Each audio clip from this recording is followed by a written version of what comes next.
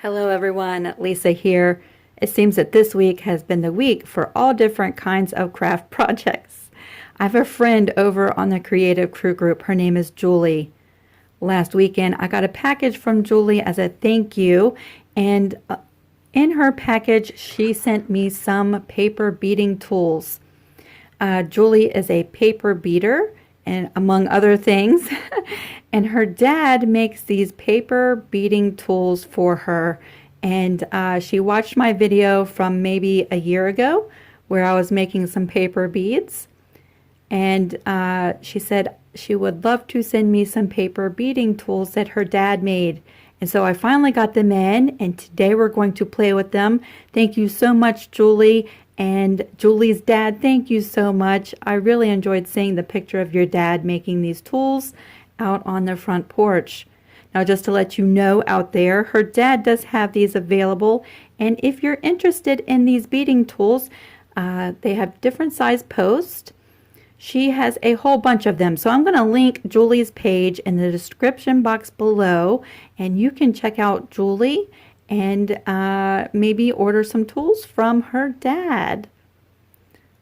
I love these. So today we're going to play with them and make two different kinds of paper beads. So this is the first one. I think that is really fun. And then the second, just like that. So I'm using patterned paper. I made an SVG. And so from one 12 by 12 inch piece of patterned paper, I have all of these beads and two different shapes. If you'd like to purchase the SVG cutting file and use your Brother or Cricut to quickly cut out your paper for these two types of beads, I'll have a link to that below. But really, you can start out with any shape piece of paper and make your bead from it.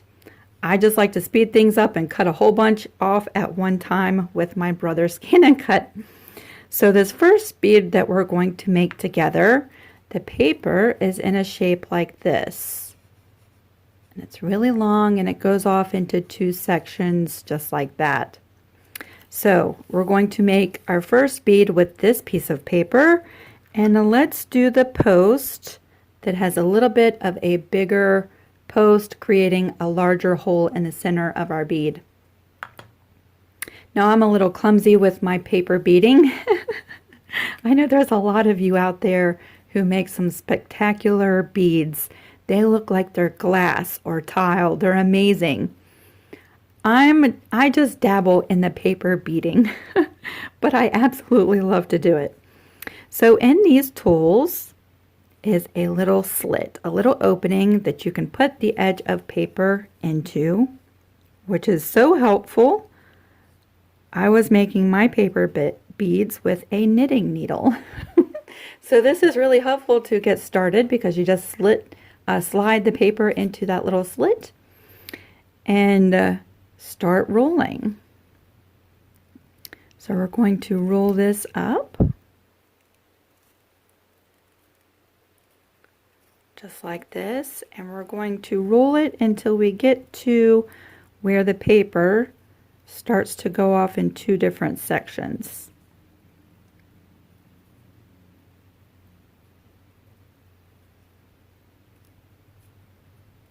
And then I'm going to have to do one at a time. So we'll do this like this and roll that up. Look how much easier this is with a tool. Thank you so much, Julie. This is so much easier.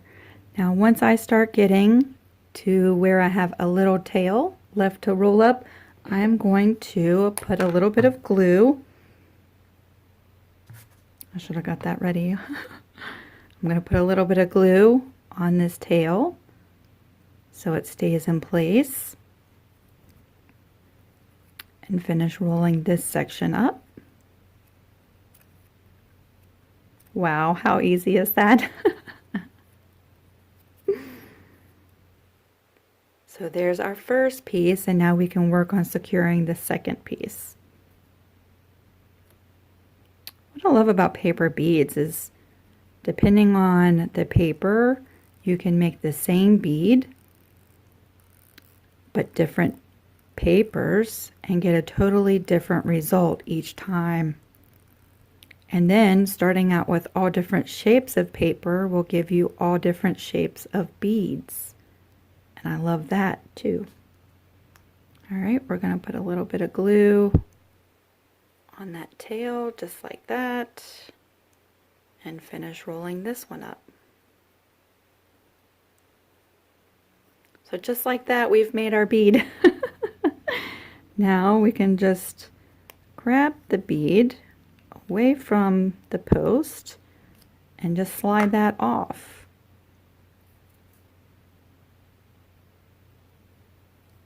And there is our paper bead. Isn't that so much fun? It's so much easier than the other way that I was doing it. Okay, so there's 2 beads, and let's go ahead and do this shape.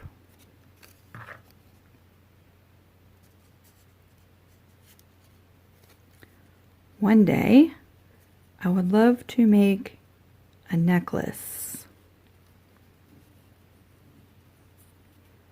I'm going to roll this up.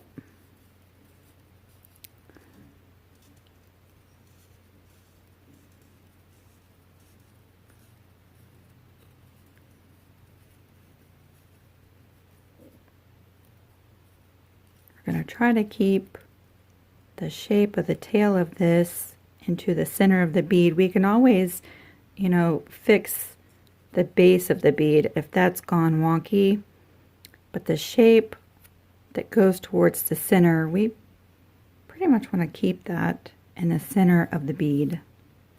I'm going to add a little bit of glue so that stays down, and then just finish rolling this up.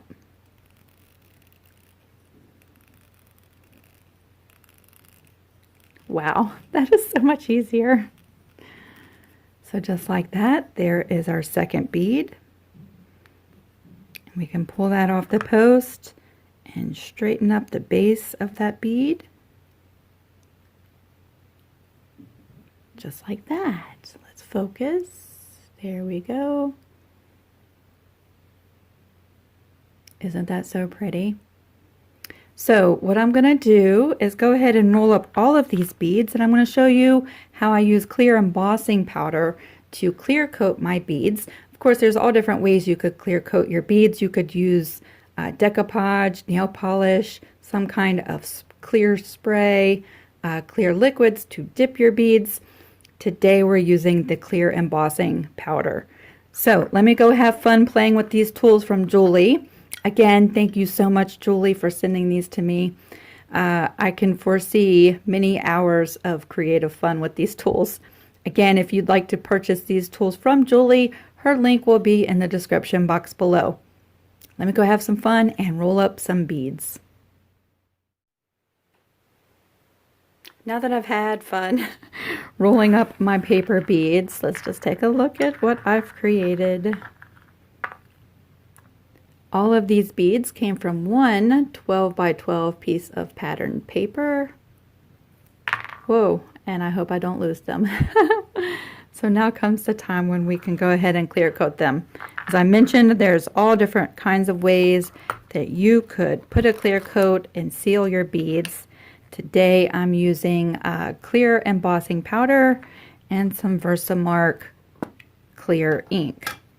So I'm going to go ahead and put my bead on a metal tool. You could use a toothpick, anything that fits down inside your bead, just like this.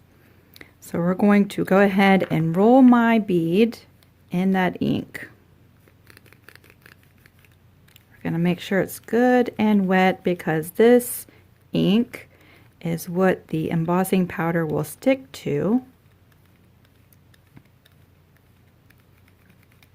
coat our paper bead.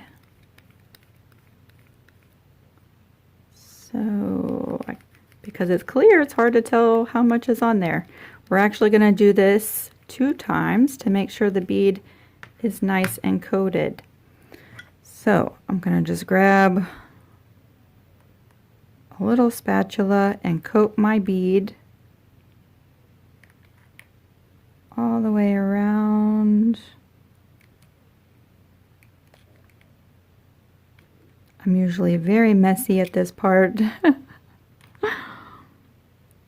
Who else is a messy crafter besides me? I would love to hear from you down below in the comments section.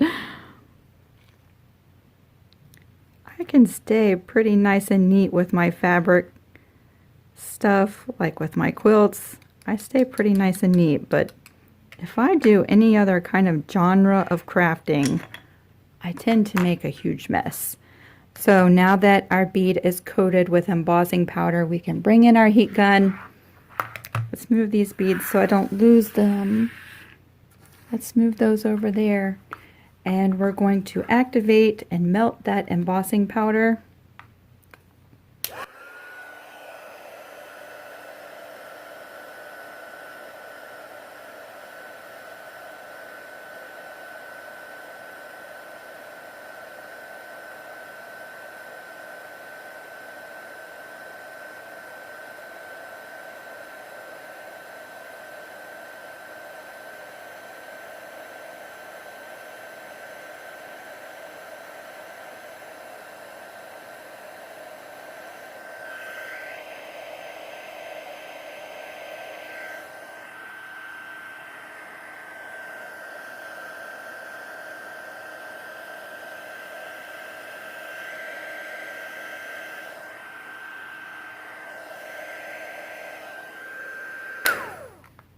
So I'm going to show you what one coat looks like, and most definitely you'll want to do this. You could do it however many times you want, and it's going to be hot, so I don't want to touch it, especially since I have a metal tool.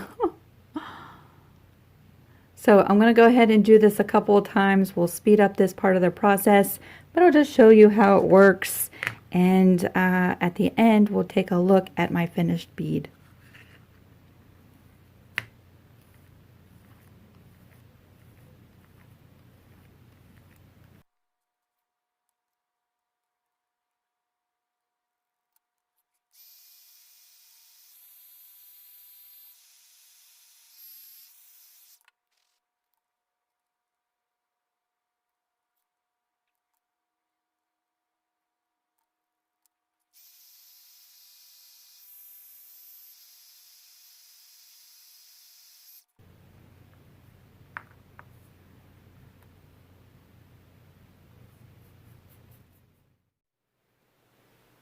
I'm back now from doing a couple of my beads with the clear coat. So let's go ahead and take a look at how these look now with the clear coat. I really like that. It looks like a glass bead. I did 3 coats on each one of these beads, and I will say, even though I like the effect of the embossing powder, it seems to take forever to do one bead. And I lose patience pretty quickly. So here's the beads that I made in my last video. And this video was almost a year ago. And I clear coated these beads with the clear fingernail polish. And they still look fantastic. And this particular polish has not yellowed over time. And like I said, it was about a year ago when I made this video. So it seems to me like the nail polish is a little bit quicker than the embossing powder, but I do love the look of the embossing powder. So let's do a quick comparison of the beads before and after the embossing powder to see if you can see the difference.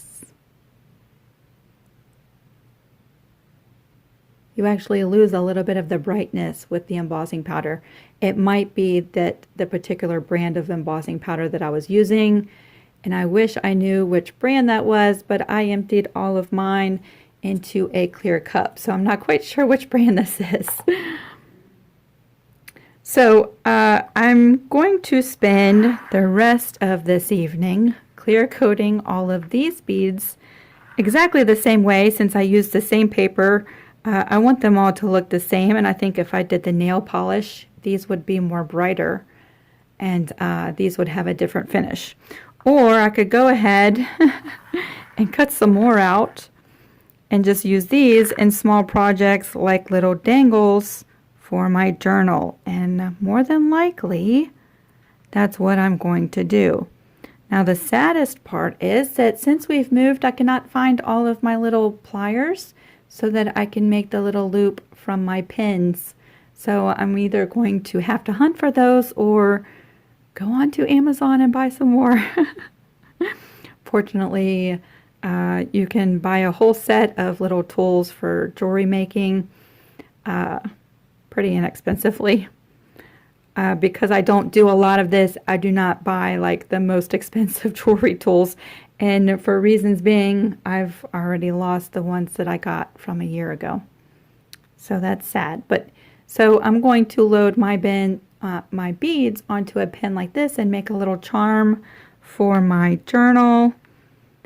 And let's see, we'll make this one with a little flower bead. And once I get my little pliers, I'll make a loop up at the top and make this as a charm for hanging off the side of my journal.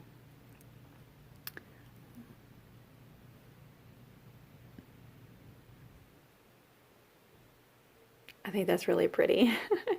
It's very simple and minimal and pretty. So thank you so much, Julie. Mainly I wanted to do this video so I could try out your tools and it has made the beading so much easier and so much faster and a lot more precise. And your dad has such great workmanship with his tools.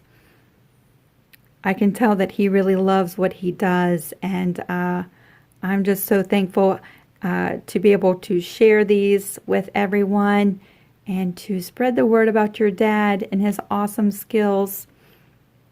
Again, you can find Julie in the description box. I'm going to post a link to the Creative Crew group on Facebook.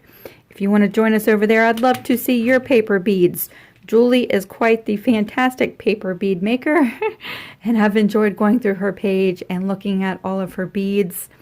And like I said, I'm a pretty novice bead maker, but I really enjoy it. And so maybe it's worth investing a little bit more time into, and especially since now I have my new tools.